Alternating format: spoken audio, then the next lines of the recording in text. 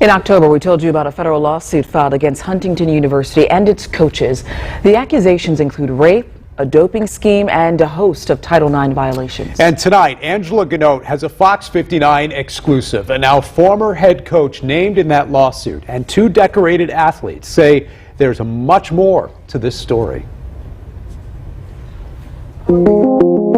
Now, former Huntington University running coach Lauren Johnson says the decision to speak while facing a federal lawsuit was easy.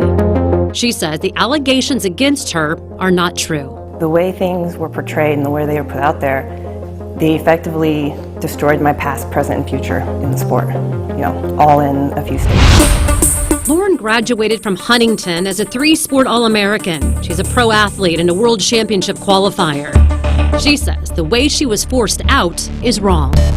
Immediately, I think of my athletes because they were left mid-season without a coach. The former coach of the Huntington University women's cross-country team. Last month, we told you two female Huntington runners filed a federal lawsuit accusing Lauren's husband of multiple counts of rape and forced injections back in 2020.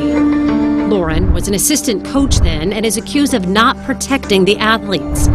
Their lawyer told me they didn't want to speak, but their attorney did talk to the Indy Star reporter who first broke this story. Tell me how this started. I interviewed David Woods. The Huntington police have I think, all of this information and even more that I do when we got a police report from a 2020 criminal case. Nick Johnson, Lauren's husband, was the Huntington head running coach in 2020. He's not charged with a crime related to the allegations in this federal lawsuit, but he was arrested and charged with child seduction of a high school runner under the age of 18 but older than 16. He pleaded guilty to identity deception while 2 counts of child seduction were dropped. He spent 30 days in jail and 150 under GPS monitoring. Huntington named Lauren head coach after Nick was arrested, and she remained there for the next 2 years. I never had a single complaint from any runner. One of Lauren's runners is 5-time high school state champion Addie Wiley. She holds 9 Indiana records and decommitted from Colorado to run for Lauren. Wiley said she read text messages from one of the women who filed the lawsuit. She said after reading them, she believed the woman was upset because she wanted a relationship with the coach. I know what I read in text messages between the supposed victim and the previous coach.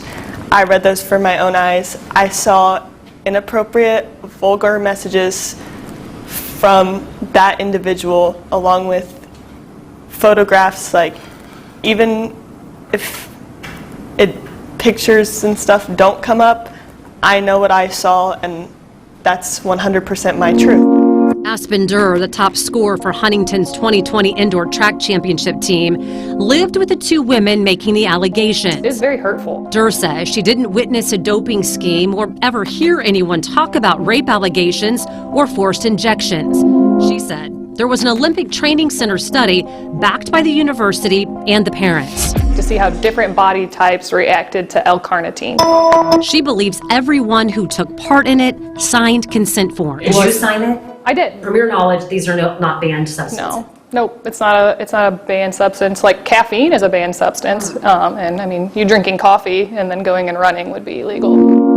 We asked the university for copies of those consent forms, but they told us they couldn't provide them because they were part of an ongoing legal case.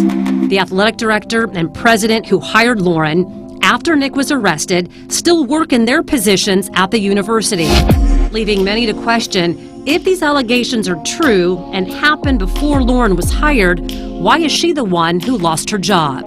I'm not a vindictive person. For me, the best result would just be the clearing of my name. To be able to prove and to show that these allegations are false. Lauren did not want to talk about her marital status with Nick, but her attorney, Matt Hinkle, said she's eager for all of the facts to come out and to give her testimony in court proceedings. The attorney for the 2 women who filed the suit told us, stay tuned because there might be new information coming soon. We'll let you know if it does. Angela Ganote, Fox 59 News. Addie Wiley told us after the doping allegations came out, her teammates were drug tested. She told us they passed. Today, she finished in second place in the NAIA Cross Country Championship in Tallahassee, Florida. Now, to see our full interview with the Indy Star reporter, look for Angela's story on Fox 59.